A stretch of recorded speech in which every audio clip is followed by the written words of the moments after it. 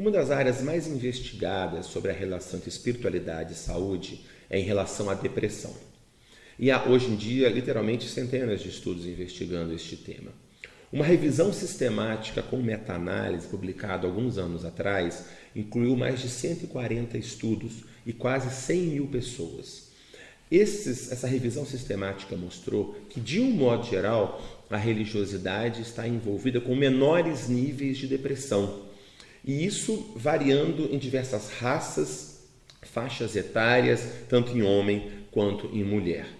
Mas o interessante é que alguns aspectos da religiosidade ligados com menos depressão, como a religiosidade intrínseca e o coping religioso positivo, que é quando a pessoa utiliza a religiosidade de modo construtivo, quando a pessoa identifica na religiosidade o principal motivo da sua vida para lidar com a vida, com as dificuldades, com as situações. Por outro lado, há situações também que a religiosidade está associada com mais depressão, como, por exemplo, a religiosidade extrínseca, o indivíduo que quer apenas se utilizar da religião para obter outros ganhos, outros benefícios sociais, materiais ou pessoais.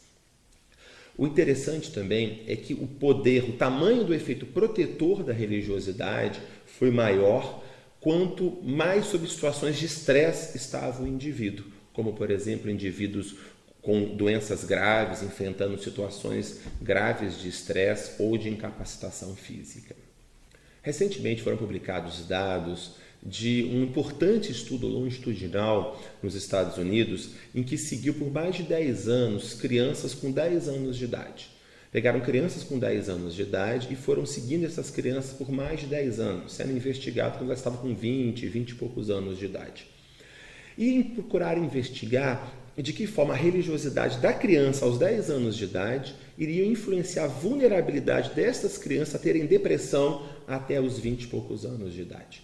E o que eles encontraram foi que entre as crianças que eram filhas de pais com depressão, ou seja, crianças com alta vulnerabilidade, com alto risco de desenvolverem depressão ao longo da vida até a vida adulta.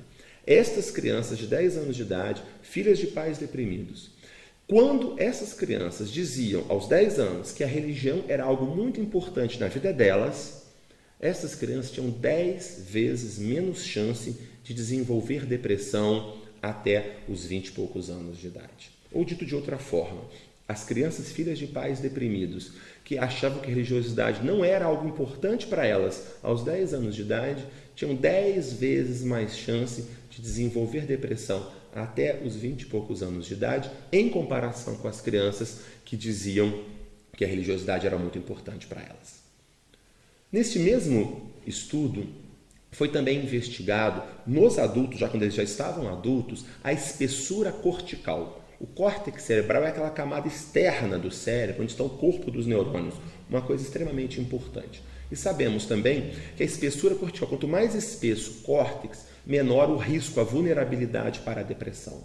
O que se encontrou também foi justamente isso, que nessas pessoas desse grupo que eram mais religiosas, a espessura cortical era maior e este mesmo grupo tinha menos depressão. Então, um dos mecanismos levantado é que justamente a religiosidade desde a criança protegeria contra menos depressão, entre outros fatores, talvez evitando o afinamento do córtex cerebral.